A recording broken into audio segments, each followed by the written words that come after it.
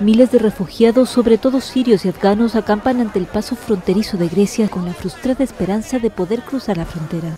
Otros han elegido la vía marítima. En 24 horas, unos 500 migrantes habrían llegado a la isla de Lesbos. Para el año 2019, el flujo de salida de migrantes de África llegó a los 36 millones. Miles se embarcan huyendo de la guerra, la persecución y las violaciones a los derechos humanos.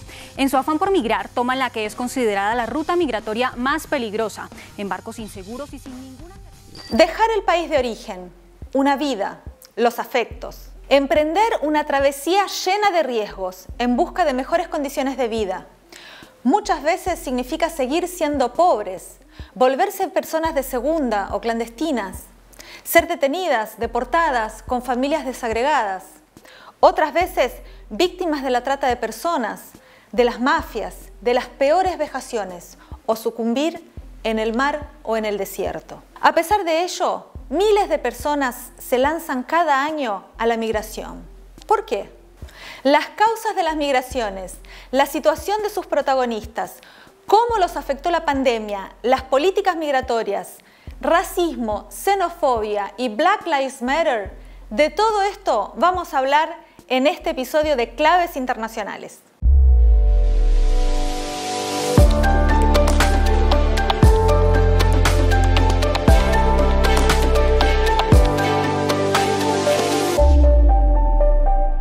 La enorme cantidad de inmigrantes de sur a norte del planeta, a uno y otro lado del Atlántico, habla de un fenómeno con raíces profundas. Cada año, millones de personas abandonan sus países de origen por motivos económicos, políticos o porque sus vidas corren peligro por guerras o conflictos. Según la ONU, en 2019 el total de migrantes internacionales fue de 272 millones de personas. El mismo año, 810 personas murieron en América cruzando ríos y desiertos, 497 de ellas en la frontera entre Estados Unidos y México, según informó la Organización Internacional para las Migraciones.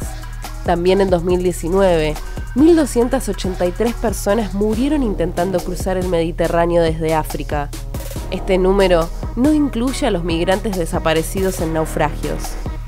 Las últimas estadísticas publicadas por ACNUR, la Agencia de la ONU para Refugiados, indican que 26 millones de personas huyeron de sus países por persecución, hambrunas o guerras.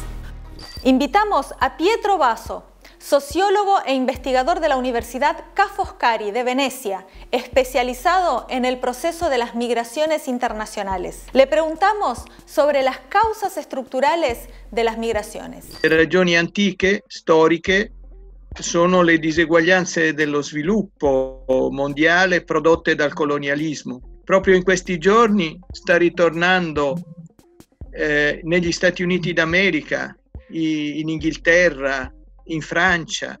In secondo luogo è derivata una divisione internazionale del lavoro che ha portato i paesi dominanti a ricorrere ad una serie di misure oltre il debito estero che hanno strangolato l'economia di questi paesi. Pensiamo alle guerre, pensiamo agli embarghi, e questa quindi è una terza causa: il colonialismo storico, il debito estero, le guerre, tutte le misure diciamo di guerra, ma è in atto una industrializzazione dell'agricoltura che sta producendo ogni anno decine di milioni di contadini e di braccianti espulsi. Poi ci sono i grandi disastri ecologici, cioè l'alterazione dell'ecosistema globale e degli ecosistemi locali,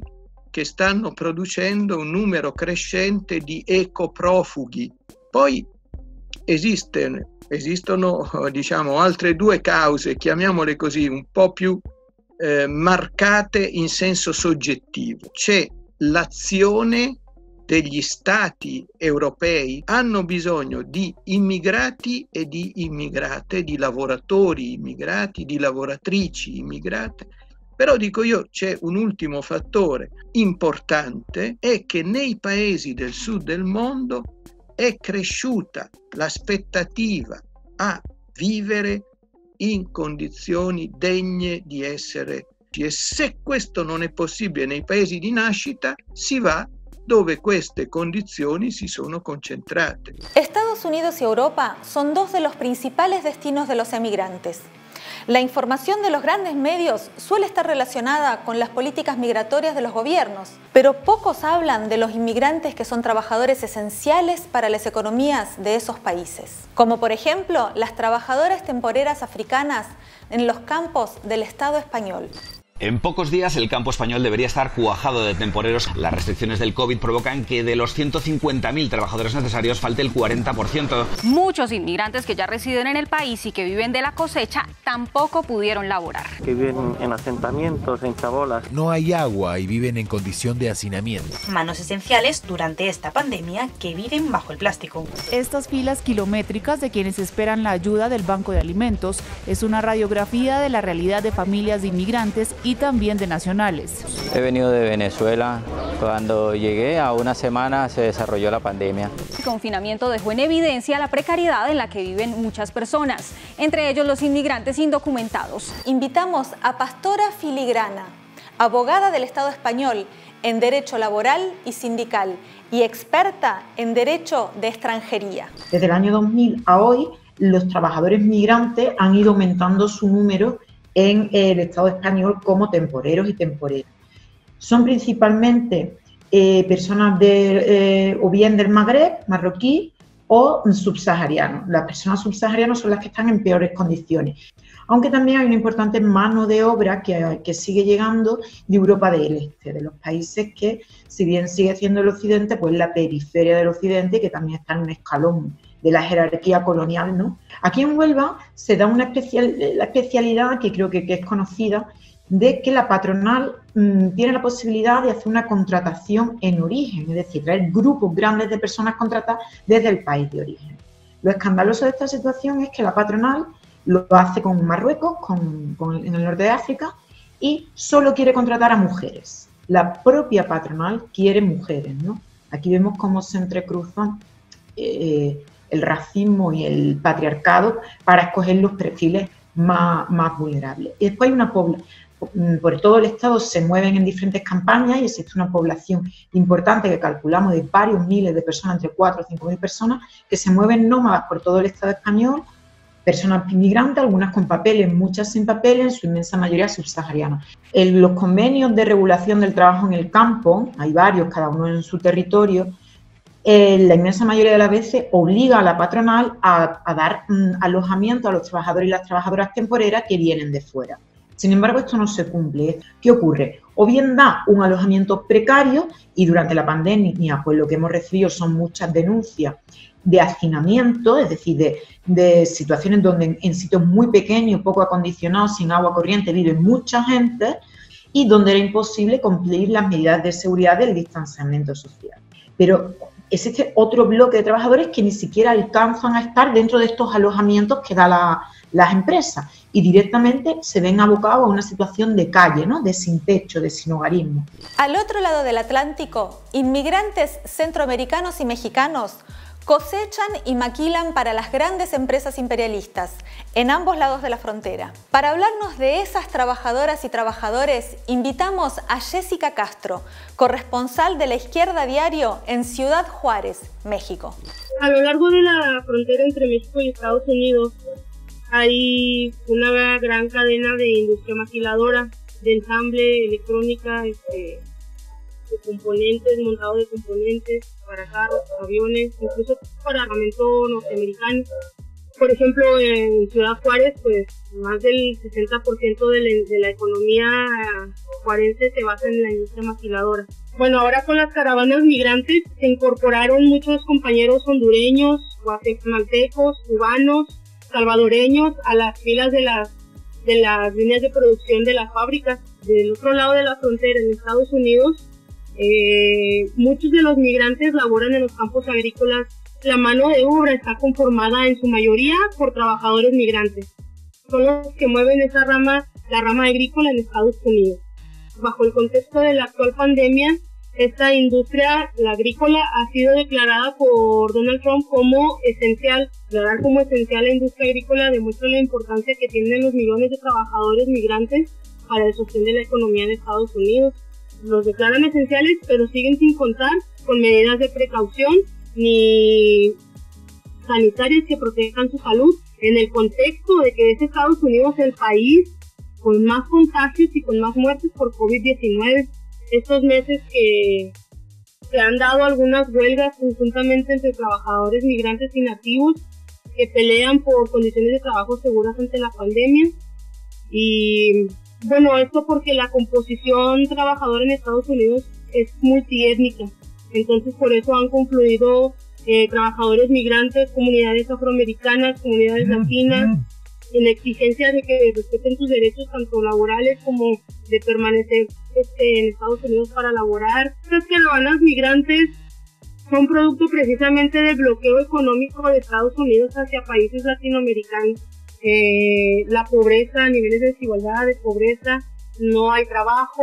Por ejemplo, en El Salvador mucha de la juventud es incorporada a las pandillas, no hay protección para las mujeres. Entonces sí, pues son producto de este bloqueo económico, cultural, el tratar de mantenerlos sometidos, ¿no?, a todas estas comunidades, incluso indígenas, nativas, sufren el despojo de sus tierras, producto de que hay proyectos extractivistas que quieren los recursos de los países, ¿no? Y bueno, para eso usan al ejército, a la policía.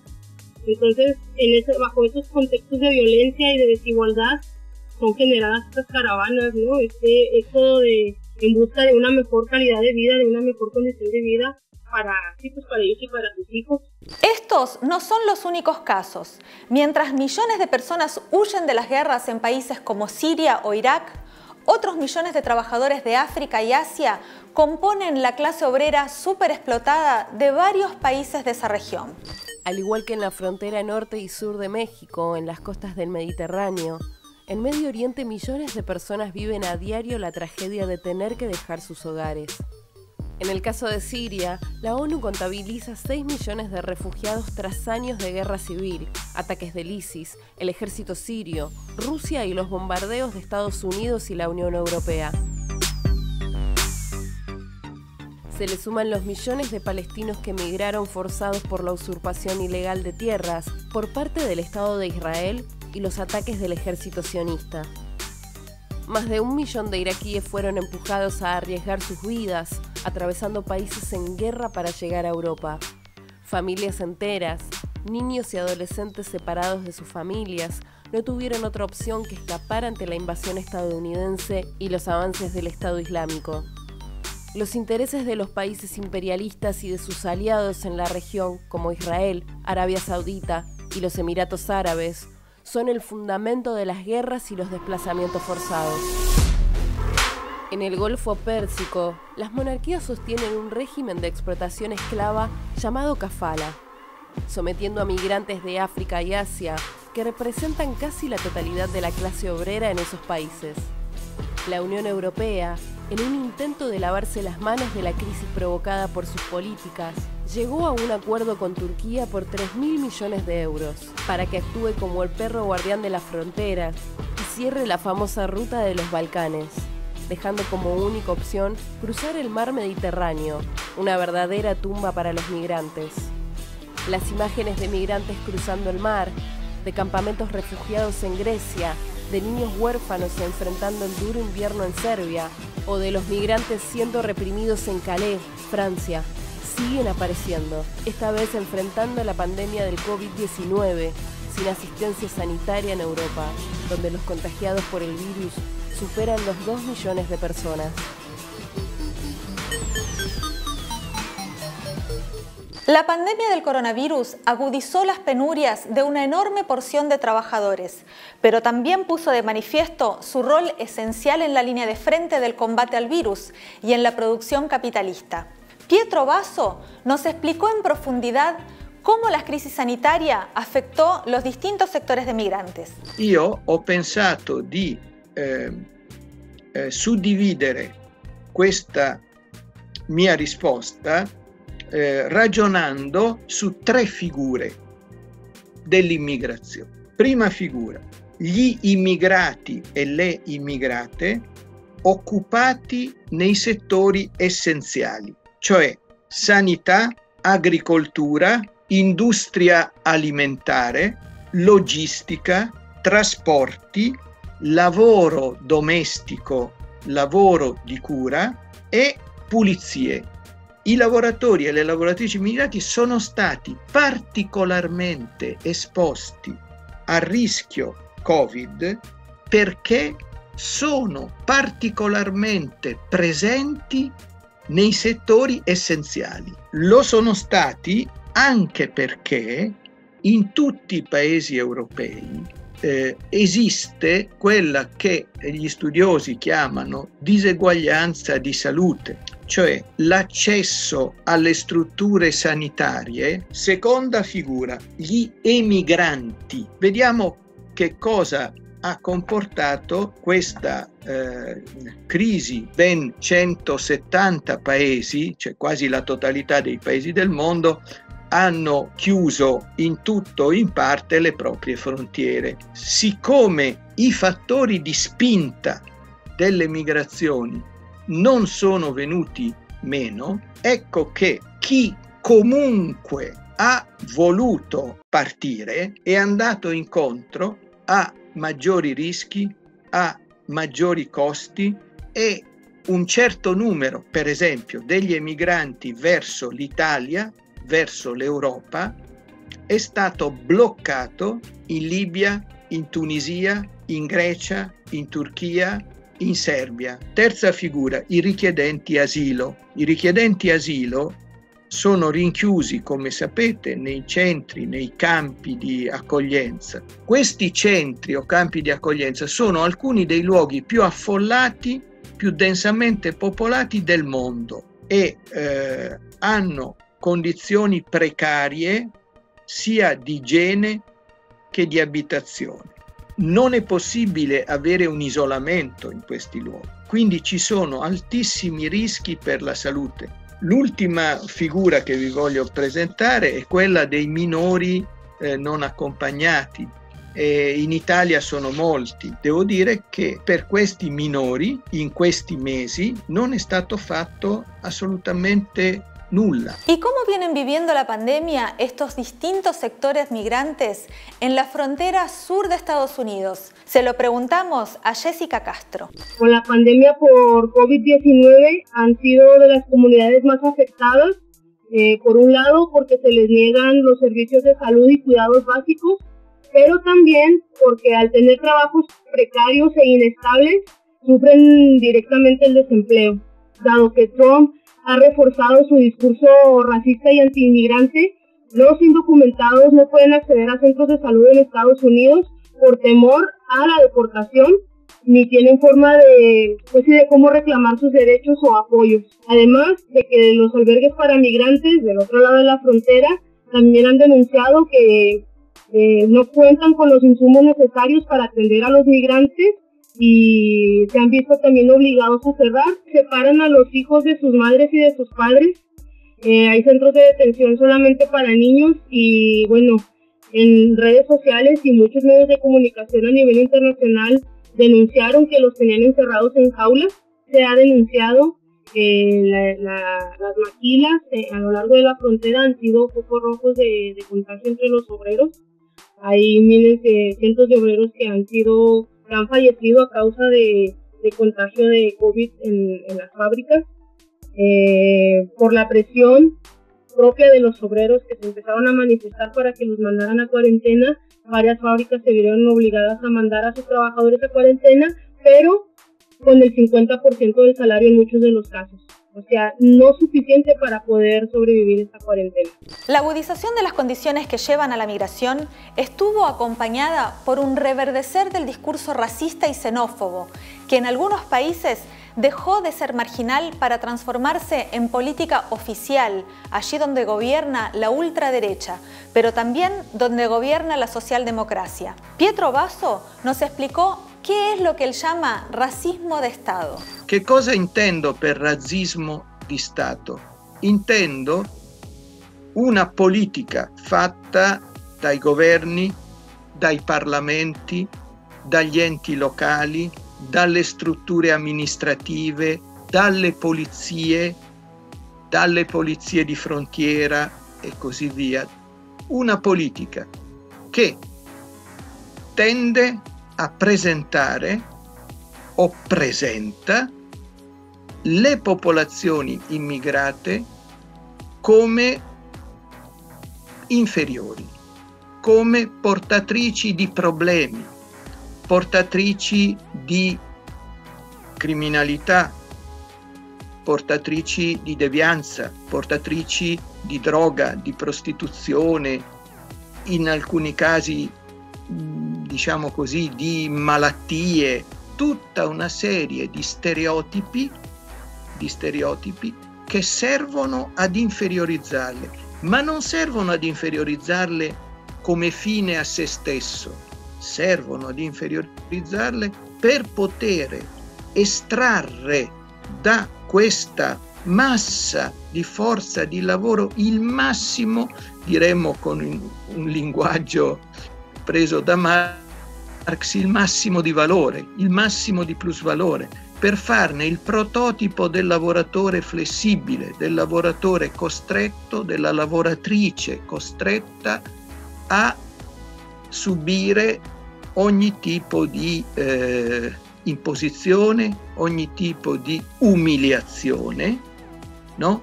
Ogni tipo di pretesa da parte degli empresari. El movimiento Black Lives Matter, que explotó en Estados Unidos y cruzó el Atlántico, golpeó con fuerza el tablero político. Escuchemos la opinión de Pastora Filigrana sobre las marchas antirracistas en el Estado español. Sí, las movilizaciones contra el racismo en este momento a mí me parecen clave para poder contrarrestar este discurso. El antirracismo, al menos anunciado, lo que viene a decir es, independientemente de donde hayas nacido o de tu fenotipo físico, debes de tener los mismos derechos que cualquier otra persona. Y creo que es una oportunidad en este momento toda esta oleada, bueno, pues para hablar de antirracismo político, de la alianza entre el capitalismo y el racismo y defender esta universalidad de los derechos humanos que estamos viendo amenazada cada día en el discurso de los derechos. Estas protestas pueden ser una contratendencia a las expresiones xenófobas y de extrema derecha que han ganado fuerza en los últimos años. Se lo preguntamos a Pietro Basso.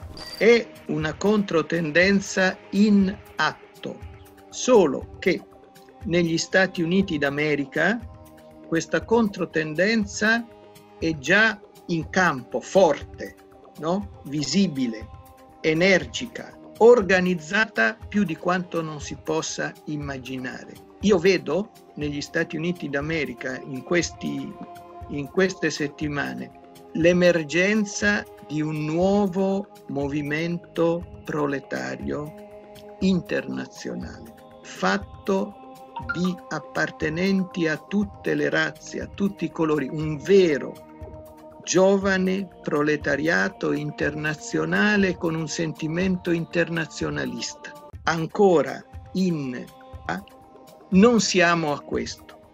Il vento sta cambiando e che sta ritornando in campo un movimento reale che mette in discussione in profondità lo stato di cose presenti. Io trovo che sia un messaggio di una forza eccezionale ed in effetti le città politicamente più vive dell'Europa, cioè Parigi, Londra e Berlino, sono state le prime a raccogliere. La situación de millones de inmigrantes es una de las caras más despiadadas del capitalismo. La pandemia puso de manifiesto tanto la precariedad de sus condiciones de vida como el carácter esencial de su trabajo. También puso de manifiesto la complicidad de las centrales sindicales que aceptan y fomentan esta división artificial entre clase obrera nativa e inmigrante, librando a los trabajadores de la línea de frente a su suerte, dejando pasar las suspensiones y despidos,